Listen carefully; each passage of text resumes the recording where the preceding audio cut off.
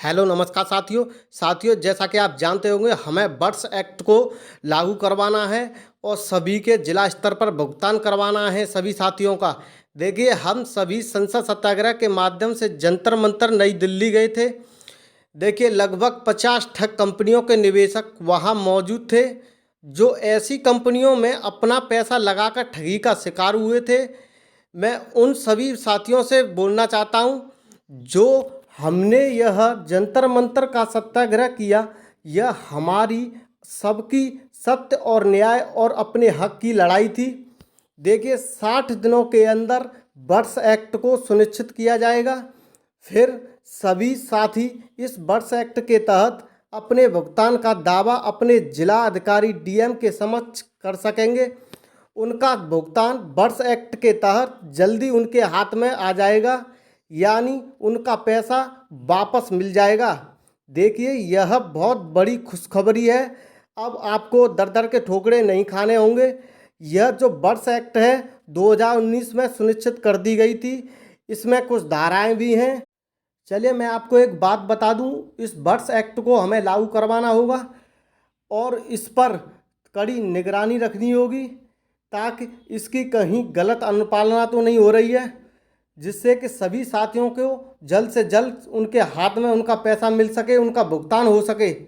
देखिए इस वर्ष एक्ट के तहत ही हमें जल्द से जल्द भुगतान मिल सकता है। हमारा इन कंपनियों में जो ठगी के शिकार हुए हैं, हम इन कंपनियों में पैसा लगाकर इनसे जल्द से जल्द हमारा पैसा हमें हमारे हाथ में मिल सकता है। केवल इसका एक ही उपाय है, आप जान सकते हैं वर्ष एक्ट इसका केवल एक ही उपाय है, वर्ष एक्ट। और मैं आपको जंतर मंतर सत्याग्रह की वीडियो भी दिखाना चाहता हूं, आप देख सकते हैं। बताइए आप कार्यकर्ता है, आपने क्या गलत किया है? आप बेरोजगार थे, आपने रोजगार के सपने दिखाए, आपने रोजगार किया है। और ये जो हमारी बहन जी, हमारी माता जी ने जो कहा वो सत्य है। हमें पैसा केवल अपनों ने दिया है, किसी गैर ने हमें पैसा नहीं दिया है। इन चिटफंड कंपनियों में जो भी पैसा जमा है वो हमारा है या अपनों का है, किसी गैर का पैसा नहीं है। और उस पैसे को प्राप्त करने के लिए आपको और हम सबको एक जगह आना होगा और उस एक जगह का नाम है एनईएमएस जमा योजना पाबंदी कानून 2019, वर्ष एक्ट 2019। अगर हम लोगों ने इस कानून के तहत कार्य किया तो ये निश्चित है समय जरूर लगेगा, भुगतान निश्चित होगा। आज नहीं तो कल होगा, भुगतान निश्चित होगा।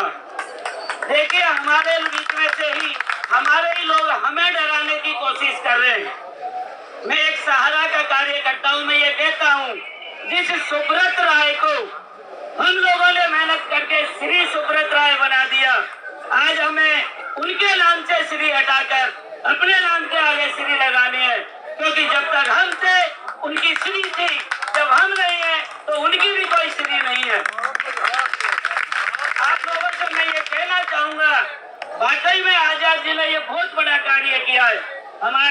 मैं तीनों ही के लिए कहना चाहूंगा, व्यवस्थापिका ने कानून बनाया, कार्यपालिका ने लागू किया, लेकिन हमारी न्यायपालिका क्यों नहीं उसे क्रियान्वित कर रही है, क्यों नहीं हमें भुगतान दिलवा रही है? आज आप में से कितने ही भाई बहन दबाव ना झेलने पर आत्महत्याएं कर रहे हैं। आज मैं आपके सामने खड़ा हूँ, हो सकता है कल मेरे ऊपर भी दबाव हो, मैं भी इसी क्षेत्र की तरफ चला जाऊं। इस प्रकार से तो एक दिन आप और हम सबको मरना ही होगा। और एक दिन यदि हमारी ताकत होगी, देखो हमारे आजाद सर ने कहा कि जब हम कुर्सी पर बिठा सकते हैं तो कुर्सी से उतार भी सकते हैं। जिस वोट की ताकत के लिए, जिस मतदाता के लिए ये गली गली और घर घर जाते हैं, अपनी ताकत को पहचाने। सिंह दानगढ़ जी, रामदेव गौतम जी, कुंदन विश्वकर्मा जी और बहुत सारे साथी दूर दराज से यहाँ आए हुए हैं। विकास त्रिपाठी जी कानपुर से आए हुए हैं, गुलशन कुमार जी चंडीगढ़ से आए हुए हैं, रामकिशन जी आए हैं, हमारे रमेश जी आए हुए हैं लखनऊ से, महाराष्ट्र से वर्षा लांडे जी आई हुई हैं और शायद तरनजीत कौर बहन जी भी आई हुई हैं।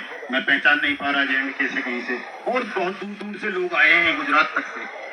तो एक छोटी सी बात के लिए बहुत बड़ी बात नहीं समझता मैं उसको, बट्स एक्ट जो है कि वो बहुत बड़ी बात हो, चूंकि हमारी पार्लियामेंट ने सर्वसम्मति से पारित कर दिया है, कानून बन गया है, उसके रूल्स नोटिफाइड हो गए हैं। कोई छोटी सी पेंच फंसा हुआ है जिसको हम चाहते हैं कि वो पेंच निकल जाए और इस कानून का क्रियान्वयन सुनिश्चित कर दिया जाए पूरे देश में, इम्प्लीमेंटेशन।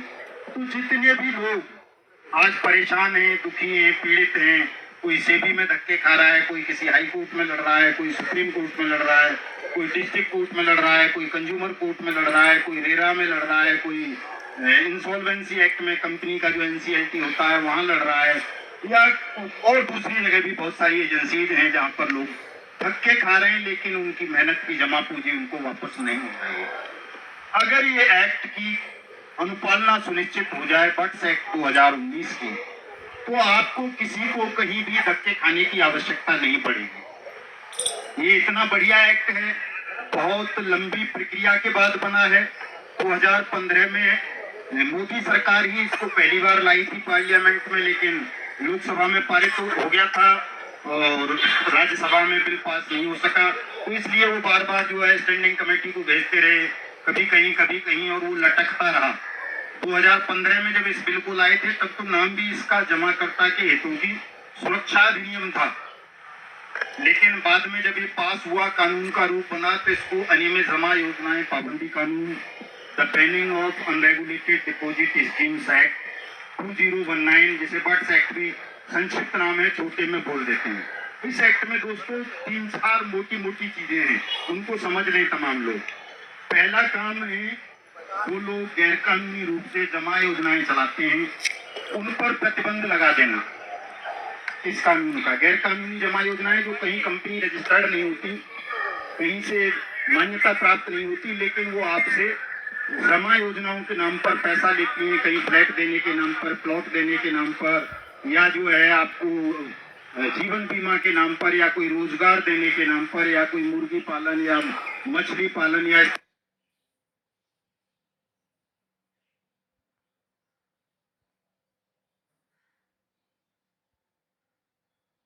महेंद्रपाल सिंह धानगढ़ जी।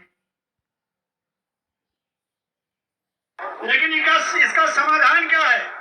जो समाधान है बट्स एक्ट यानी अनियमित जमा योजना पाबंदी कानून सन 2019। इसके पहले बहुत सारे लोग कहते थे सर हमने FIR की है, हमारा सुप्रीम कोर्ट में केस चल रहा है, या हाई कोर्ट चल रहा है, या सिविल कोर्ट चल रहा है, या उपभोक्ता फोरम या NCLT कोर्ट। सर इनके बहुत सारे ऑर्डर भी आए, आप लोगों ने देखा, लेकिन उसका कोई लाभ नहीं मिला, क्योंकि जनरल ऑर्डर हुए और उसका अगर देखा जाए, चाहे सहारा का हो, सन 2012 में ऑर्डर हुआ, आज तक भुगतान नहीं हुआ। ECL इंडिया का देखा जाए 16 में ऑर्डर हुआ, आज तक भुगतान नहीं हुआ। समस्या जैसे की तैसे बनी रही। तो दोस्तों विकल्प क्या है? विकल्प मात्र एक ही है, हमने हिंदुस्तान में जो भी सामान्य सी धाराएं लगाई जाती है, किसी FIR की जाती है, जैसे 420 है, 419 है, 467 है, 468 है, 504 है। इन धाराओं को जब गहरा अध्ययन किया तो सर ये इसमें कुछ ऐसा है नहीं। इन धाराओं में मैंने देखा कि बहुत ज्यादा जो ठग है उनकी गिरफ्तारी हो जाती है, 2 साल से लेकर 7 साल तक की सजा हो जाती है और इनको जुर्माना हो जाता है। लेकिन इन धाराओं में अध्ययन करने के बाद एक चीज पता चला कि कहीं भी नहीं लिखा हुआ है कि पीड़ित जमाकर्ताओं का पैसा कब मिलेगा और कैसे मिलेगा, क्योंकि सुप्रीम कोर्ट का भी ऑर्डर आपने देख लिया, NCLT कोर्ट का ऑर्डर भी आपने देख लिया, हाई कोर्ट के भी ऑर्डर आपने देख लिया। मैं जानता हूं करीब उपभोक्ता फोरम के 450 ऐसे ऑर्डर हैं, लेकिन उन ऑर्डरों का कोई मतलब नहीं हुआ। और इससे एक चीज तो साबित होती है कि या तो वो ऐसे जनरल ऑर्डर है केवल पीड़ित जमाकर्ताओं को बेवकूफ बनाने के लिए, या जो हमारी सरकारें हैं जिनकी जिम्मेदारी, अगर देखा जाए इन कंपनियों को लाइसेंस सरकार ने दिया था और जिम्मेदारी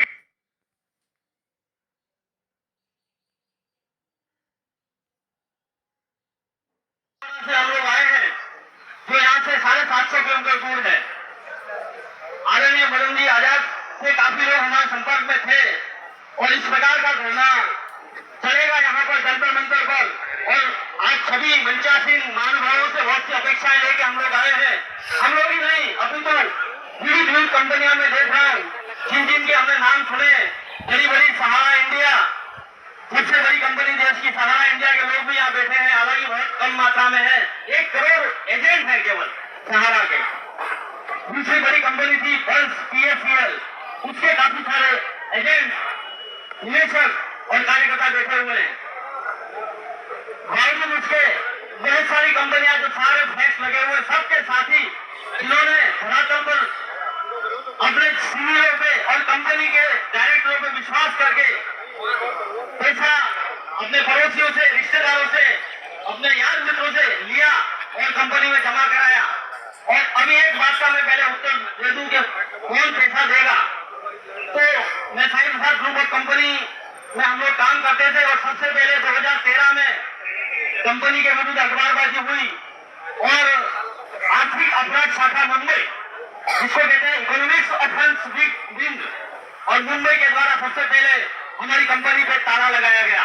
तो मैं तो समझता हूँ कि इतने सारे कार्यकर्ताओं को देश की 22 राज्यों की ब्रांचों को बंद करवाने का सबसे पहला काम जो किया था वो EOW मुंबई ने किया था। तो इसका ही दायित्व बनता है कि वो सभी लोगों को पैसे दे, क्योंकि जो कमेटी बनी कोर्ट के आदेश के बाद, उस कमेटी में आर्थिक अपराध शाखा मुंबई, MPID कोर्ट मुंबई और किसी एक बैंक, इन तीनों को जिम्मेदारी देते हुए ये कहा गया कि सारी कंपनी की प्रॉपर्टी बेची जाए और सभी साई प्रसाद के निवेशकों को रिफंड किया जाए। ऐसा आदेश MPID कोर्ट, जो भी स्पेशल निवेशकों के हित के लिए फास्ट ट्रैक कोर्ट होती है, वहां पर मुकदमा चला। हम लोग कई बार मुंबई गए, MPID कोर्ट में गए और आज भी मुकदमा चल रहा है। पहले तो डायरेक्टर क्या करते हैं कि NOC दे देते हैं केस को हल्का करने के लिए। डायरेक्टर बाला साहब भास्कर थे, वो अरेस्ट है 2014 से ही। उनकी पत्नी वंदना भास्कर नरकीय जीवन हो गया है, उनका बेटा शशांक भास्कर नरकीय जीवन है, तीनों अलग अलग जेलों में सड़ रहे हैं और सड़ना भी चाहिए। मैं कहता हूँ कि सहारा के सुपुत्र भी सड़ना चाहिए, PFCL का डायरेक्टर भी जेल में होना चाहिए, जितनी भी कंपनियां छोटे डायरेक्टर पहले जेल में होने चाहिए। और मैं यहाँ से मंच से जो आह्वान किया था कि आपने क्या किया, हम बता दें, हमने हमारे बांसवाड़ा जिले में और डूंगरपुर जिले में 5 FIR की थी और 5 और जगह